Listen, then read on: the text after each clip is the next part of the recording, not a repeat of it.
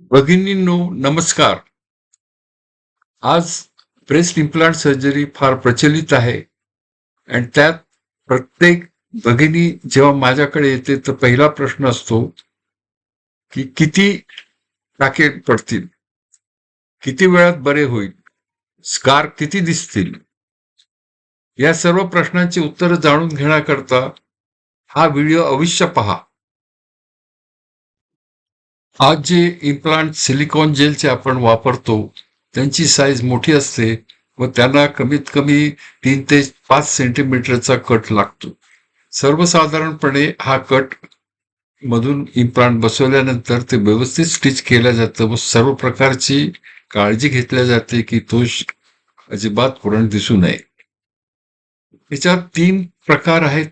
एक पेरी एरुलर जो निपलच्या भोवती इन्सिजन असतं ते हे जास्त प्रचलित आपल्या इथे नाही आहे, कारण ह्याच्यातून जर साईज लहान असेल तर मोठा इम्प्लांट आतमध्ये बसवणे अवघड होतं.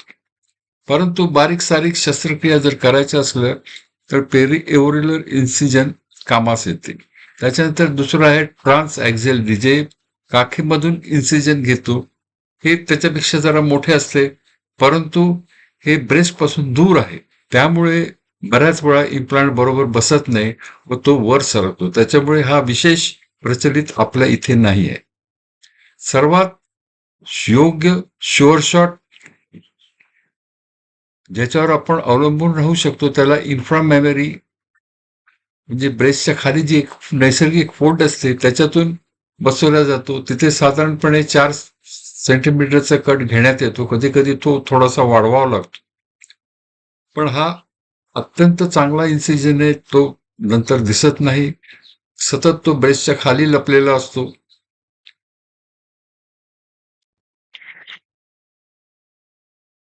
इम्प्लांट बसवल्यानंतर तो जो कट आहे तो फार काळजीपूर्वक बंद केला जातो. टाके घेताना ते उलटे आतमध्ये घेतल्या जातात, त्याच्यामुळे वर व्रण येत नाहीत. सुरुवातीला जरी थोडा मोठा वाटत असला व्रण आणि फुगलेला वाटत असला तरी कालांतराने तो पूर्णपणे बारीक होतो व फोल्डमध्ये दिसेनासा होतो. त्याचे उदाहरण हे पहा. हे 12 वर्षांनी पेशंट काही कारणामुळे माझ्याकडे आलेला, तर त्यांना आपण फोटो घेतलेले ते पहा की बारीक व्रण राहिलेला आहे, अजिबात तो दिसत नाही आणि ह्याला कुठलीही काळजी घ्यावी लागत नाही. आणि जर काही कारणामुळे हे दिसत असेल किंवा तुम्ही अजूनही त्याचे व्रणाबद्दल कॉन्शियस असाल तर आपण लेझर वापरू शकतो, केमिकल पील वापरू शकतो आणि कधी कधी कॉर्टिकोस्टेरॉइडचे इंजेक्शन देऊ शकतो जर फार फुगलेले आहे. परंतु सर्वसाधारणपणे 6 ते 10 महिन्यात स्कार पूर्णपणे कमी झालेला असतो, दिसेनासा होतो.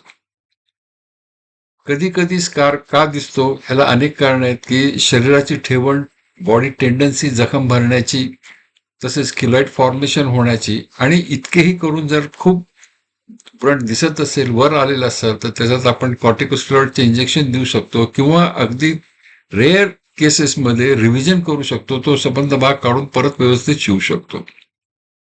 भगिनींनो, ब्रेस्ट इम्प्लांट सर्जरी प्रचलित आहे. किती टाके दिसतील आणि व्रण दिसेल की नाही ह्याची काळजी करू नका. सर्वसाधारणपणे ह्याबद्दल कधीही तक्रार येत नाही आणि अत्यंत सुलभ, सुरक्षित तसं इम्प्लांट सर्जरी आहे. अधिक माहिती पडता अवश्य संपर्क करा. 9822058916. माझी प्रॅक्टिस कर्वे रोडवर स्वातंत्र्य चौकात आहे. धन्यवाद.